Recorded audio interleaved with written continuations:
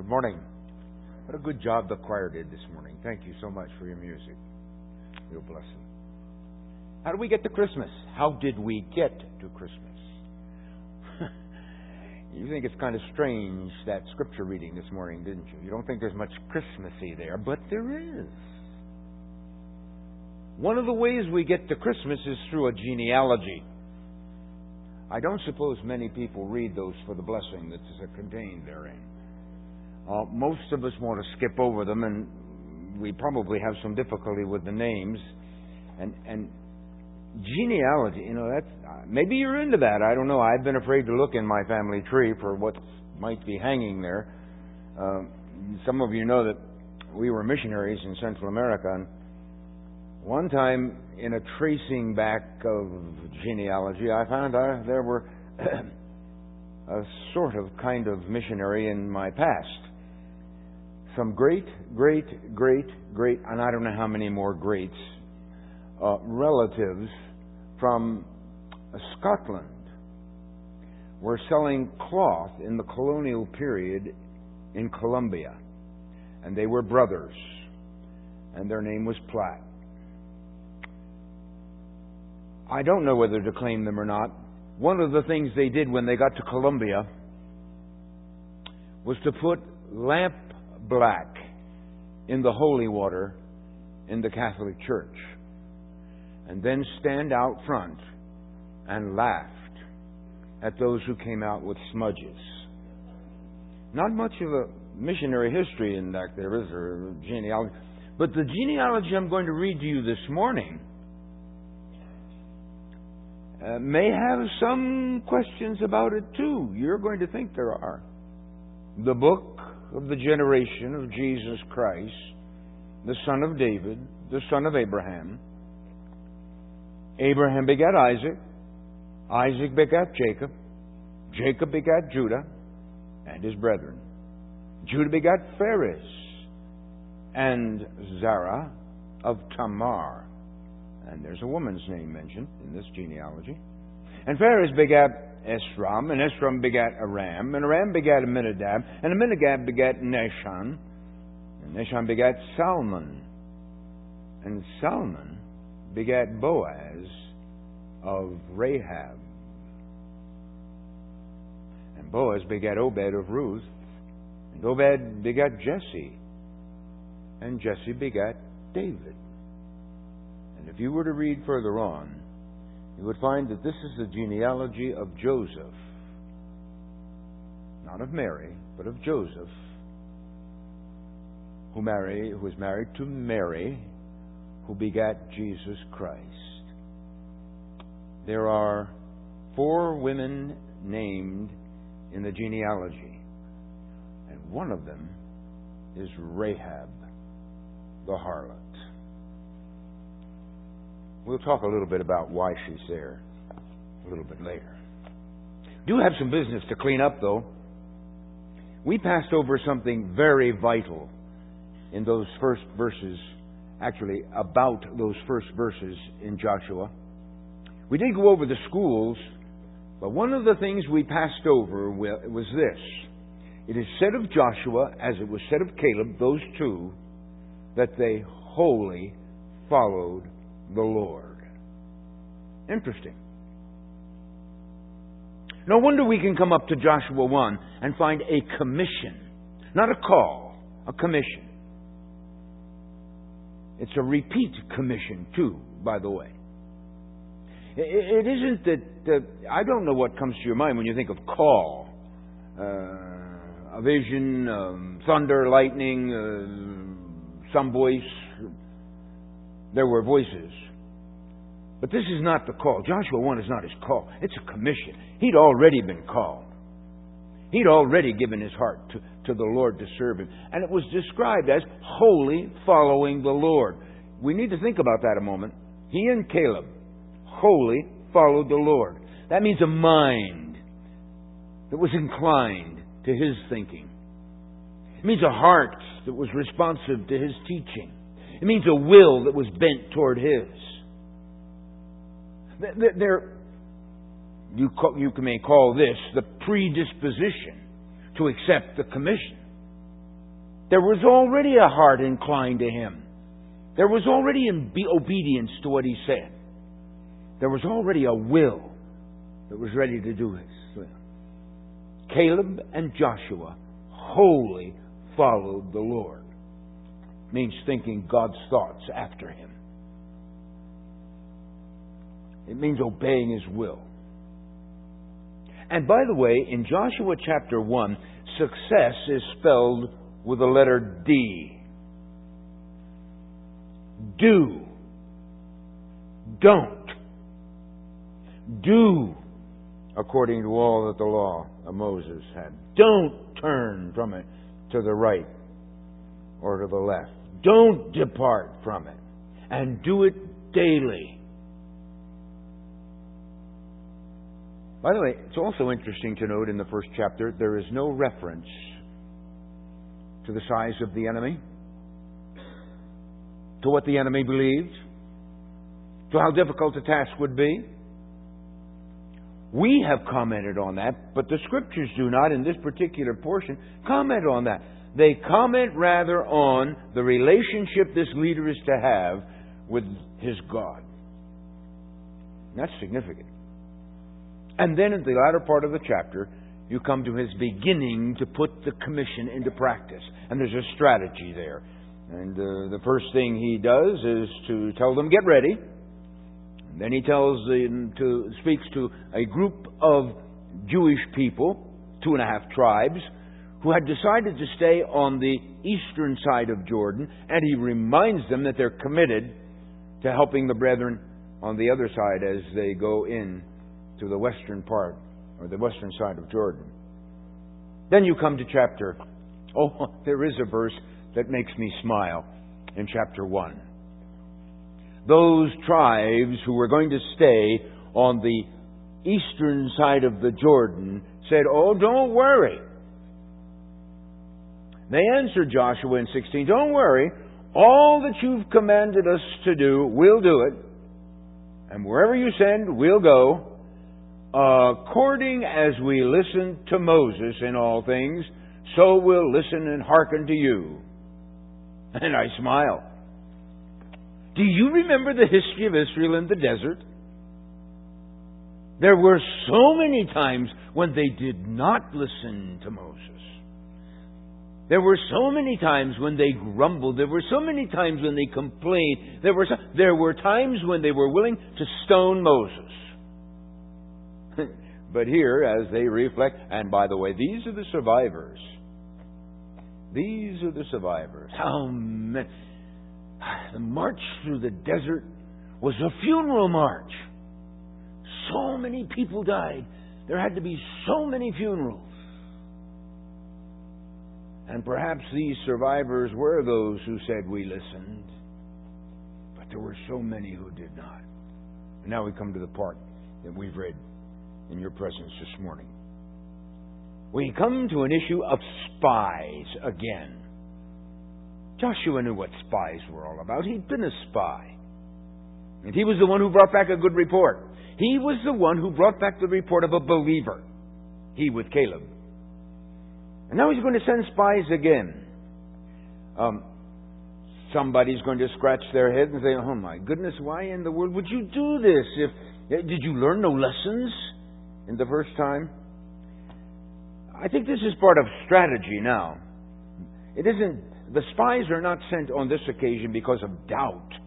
They're not sent on this occasion because people were fearful. And by the way, the 10 spies who returned with that fearful report met a very untimely end.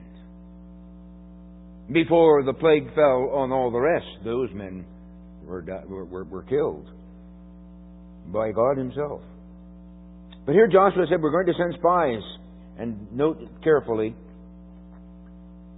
Joshua the son of Nun sent out of Shittim 2 men to spy secretly.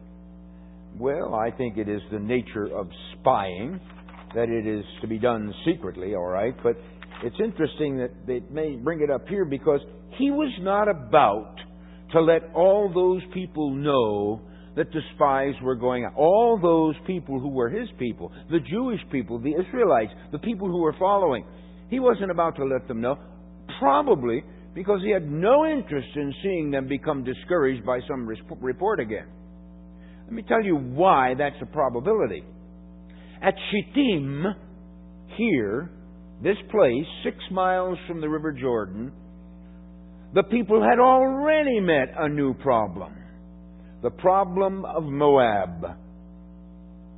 And the subtlety of the way Balak, the two, approach the presence of the enemy, Israel. And they made Israel to sin. And they did things they were told not to do, not to take foreign wives, and not to relate. And those foreign wives who introduced them to Baal, told not to do that. But they'd done it. Here they are at the very door of the promised land, 6 miles from the river. This was a group who could be discouraged. They were still part of that stiff-necked bunch. And Joshua sent the spies secretly. The people didn't know it, and obviously the people in Jericho didn't know it right away. And from Shittim, those 6 miles, he sent from the river, he sent 2 men. Go view the land. Strategy. Not with a view to, should we back off, but what's the best way now to take this land? And remember what's over there. A walled city. The walls of Jericho are said to have been double walls. The outside one was 6 feet thick and 30 feet high. There was an inside wall about 12 or 15 feet from the outside wall. So you had, and actually the outside wall was built on the edge of the mound. Jericho was an old site. Several cities had been built there from way back and destroyed.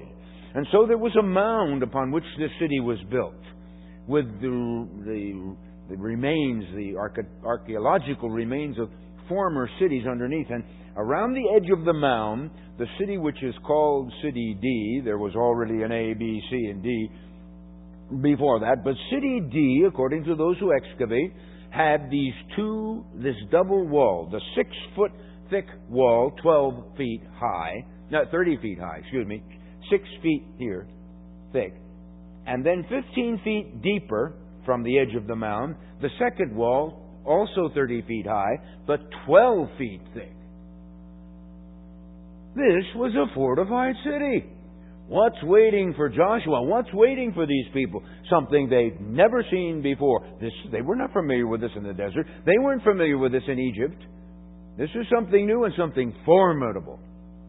That double wall, by the way, is a significant matter because you will remember from having read this passage before that Rahab lived on the wall. Meaning, on that space, supported by timbers, between this wall and that wall, there were houses built. She lived in one of those. That's not all that waited for him. By the way, Joshua knew something about this already. He'd been there. So would Caleb have known something about it because they'd been there. But there was something else that waited for them. The terrible, the rotten, pagan atmosphere of the whole land. It is said by those who have been digging in the area and those who've studied it, that never in the history of archaeology had they found anything as ribald and obscene as was dug up in Jericho. The religion of the Canaanites was obscene. And they're sometimes called Canaanites, they're sometimes called Phoenicians. It was those folk who lived there. But it was obscene, rotten to the core. So bad that when Rome finally conquered Carthage, which was a Phoenician colony, it was said that even the Romans were taken back by the rottenness of what they found. This was a filthy, rotten place. And prostitution in the name of religion was what they were practicing, among other things. Canaan, that son of Ham, that cursed son, as you may recall. It seems that the curse was more moral than physical in the color of flesh or anything like that. It was moral. And the lasciviousness which produced the sin at the time of Noah and Ham seems to be the thing that was developed in the nation of the Canaanites. And no wonder God said, the iniquity's now full. It wasn't full in Abraham's time, but the iniquity's full. And this nation of Israel was to go in under the commandment of God to eliminate that because of rottenness. That's what is ahead. And so he says to the two men that he sent in there, go view the land, and particularly Jericho. And they did. They did. And they went to the house of Rahab. Why? No indication in the Scripture why. Only speculation. Yes, she is called a prostitute. The New Testament uses the word in Greek, harlot. Twice. Don't just try to call her an innkeeper. She wasn't just an innkeeper. This was a woman of low morals. Interesting. All four of the women in the genealogy, listed in the genealogical table for our Lord's pasados, his antepasados, that's Spanish, the people who were before him, his heritage, were accused of immorality. All four of them. Tamar, Bathsheba, Ruth had some suspicion, not based at all, but people wondered. Even Mary, his mother, people spoke about her in that way. This woman was indeed a member of a society and a culture, and she personally sunken deep into it, characterized by prostitution. Why did these people go? Why did the spies go there? Well, the speculation is many people went to the prostitute. It was an easy place to hide. I have no idea. Oh, yes, I do. She was sovereign. They were sovereignly led to a person who was going to respond and was responding to God's truth. And as far as we know, there was only one in Jericho.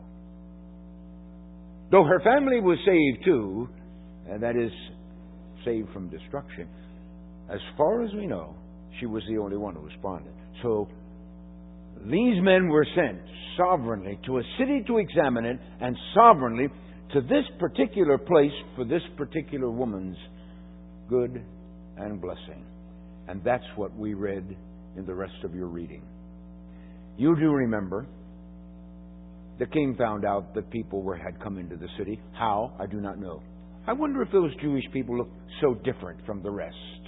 I wonder if those two Jewish men, I wonder if they had their regular beards. Did the others? Was their clothing distinctive? How were they? I don't know. But his intelligence department informed him that two men had come in, and they had come to spy out the land.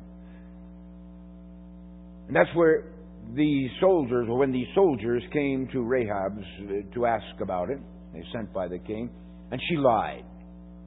So we now have not only the fact that she is an immoral woman, she's a liar. And it was her lie that saved those spies who kept their secret. So I guess it's okay to lie if a good thing happens from it. Is that right? No, it is not correct.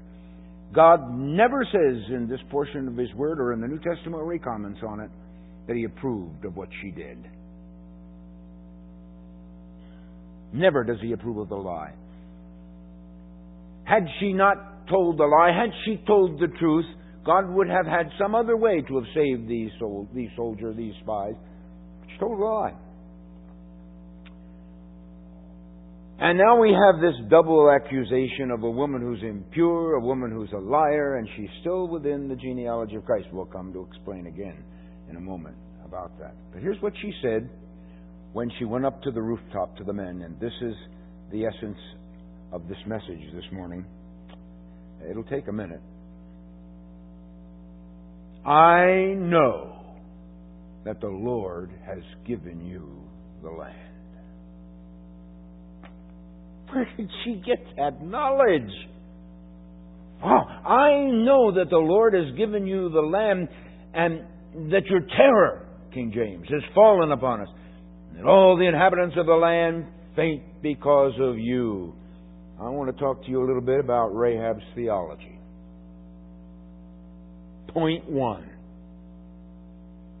I know God has a plan for you. She has done something in this whole process that isn't happening today and happens with great difficulty ever. She has taken what she has heard empirically and recognized that there's a cause behind all of this. A cause sufficiently great, sufficiently strong, sufficiently big to cause certain results. The Lord has given you the land, and your terror has fallen on us, and all the inhabitants of the land faint because of you. We have heard how the Lord dried up the water. She does not say there was a storm with a strong wind that did this. She does not look and try to reason through saying there was a cause that's a little bit like this and a little bit like that and did this. No. She has heard about this marvelous deliverance. She knows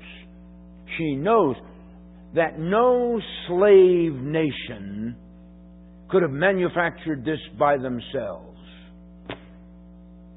She knows that Israel was she learned, she'd heard that Israel was a group of slaves who were released under the force of God's hand from Egypt. They couldn't do this. The Lord has done it.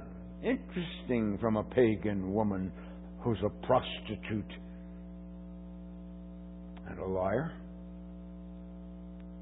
She came into some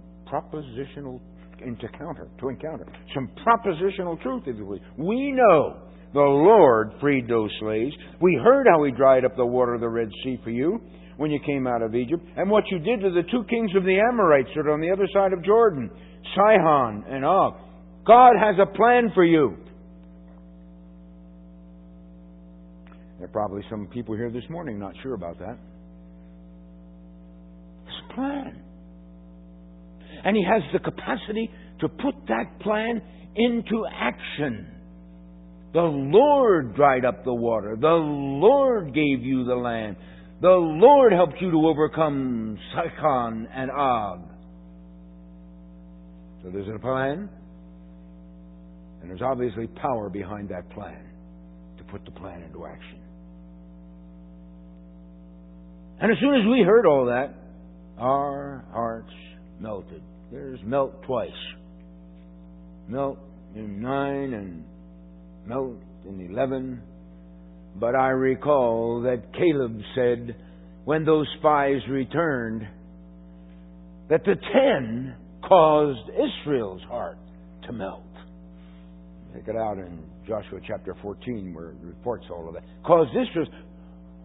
those 12 spies returned. 2 gave a good report, 10 gave a bad one. And the people were afraid. The Jewish people. Now it's the enemy that's afraid. Why?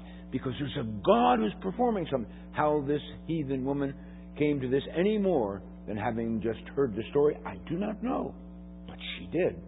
And no one comes into a right relationship to God in any era except through the ministry of the Spirit of God. So that must have been there too. So she said, our hearts melted. And there's no courage left in any of us. So there are 2 or 3 points then in this theology. God has a plan. He has a purpose. He has the power to carry out His purpose. Is there anything impossible with God? Jericho looked impossible. It looked difficult and impossible. It was impregnable. Is there anything too hard with God? Is there anything for which we'd say it's impossible for God to do it? No, it is not. And she's recognizing the power of God. And then His presence in 11 as well. He's the Lord your God is God in heaven and God in earth.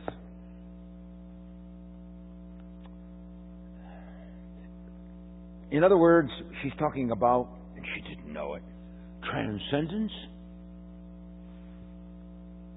and immanence. Spelled with an A. Immanence.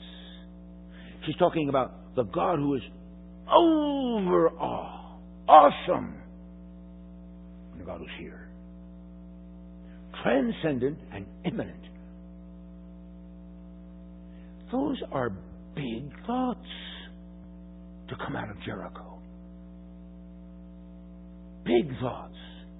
These are thoughts that are almost impossible to understand, even with years of study and over all and above all and beyond all. And here, this woman had some theology and didn't know it. She became a believer. Rahab the harlot and Rahab the liar, by the grace of God, was standing between 2 walls in her home and telling these men, I know God did this for you.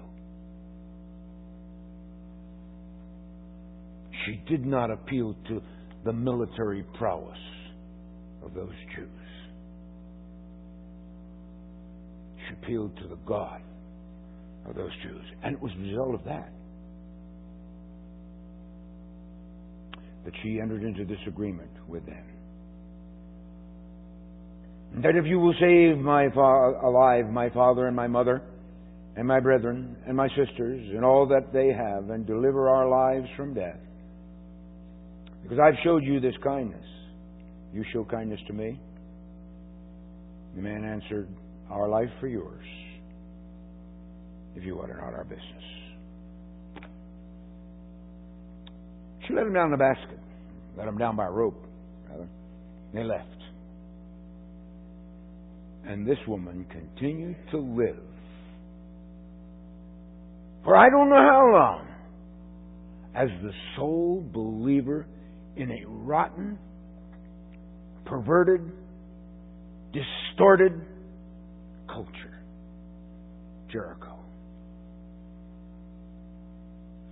Something you do not have to do. You are not alone. I am not alone. We call this a fellowship. We have fellow believers. We are in a culture rapidly approaching the same kind of thing that was in Jericho.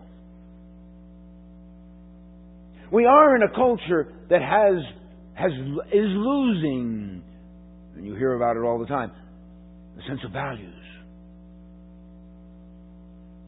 We are in a culture that when they dig us up, some archaeologists in 2,000 years from now, I doubt that that'll happen, they're going to find all kinds of strange things that they're selling in the areas of perversion. And they will wonder if we didn't look like Jericho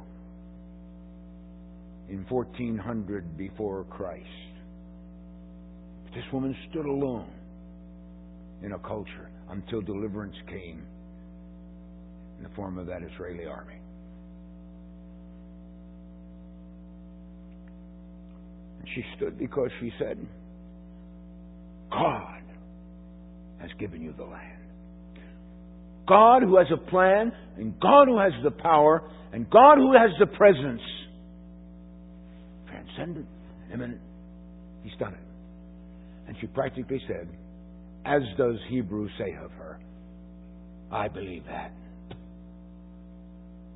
And as does James say of her, her works demonstrated it. And God, by His grace, the grace He showed you, the grace He showed me, sinners, in sin because of Adam, and sinners not because we sinned, but because we're sinners in Adam, and then we sinned. He showed that grace to us, but He showed this woman grace and mercy. She married and became part of Jewry, really, a proselyte, a believer.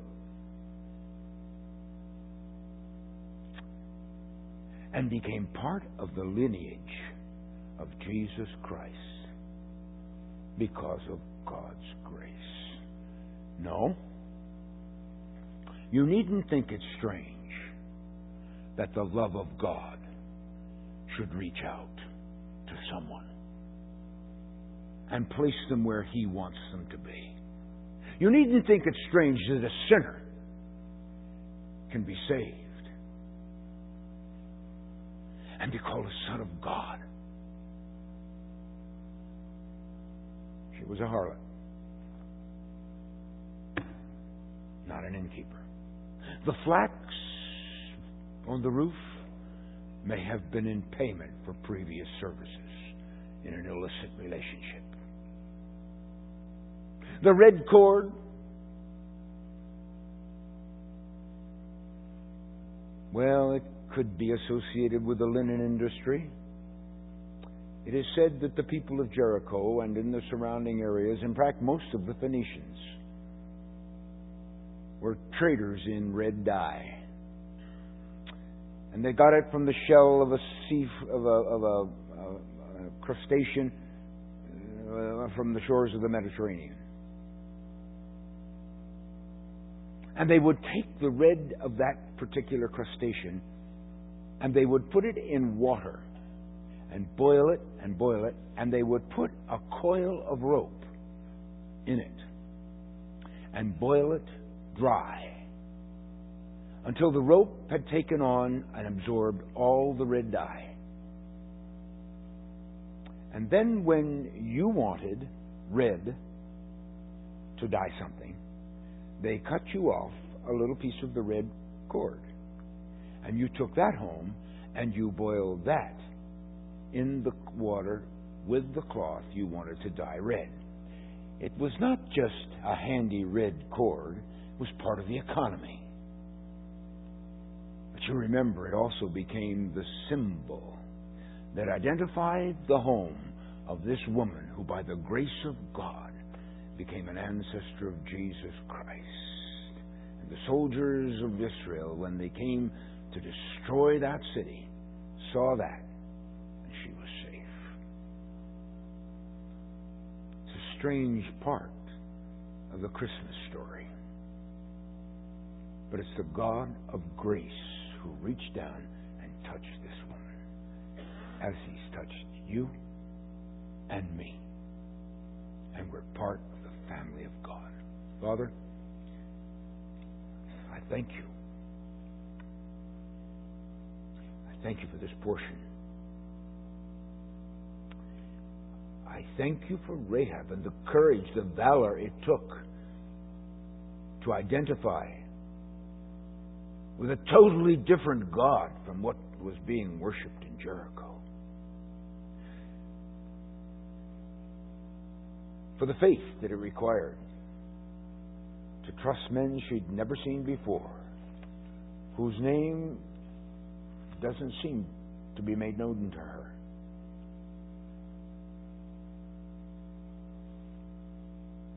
We thank Thee, Father, for this portion. And we thank Thee for Thy grace evident before the cross. And indeed, that which introduced people to a knowledge, as in the case of Abraham, who believed God, and it was accounted unto him for righteousness. In Jesus' name.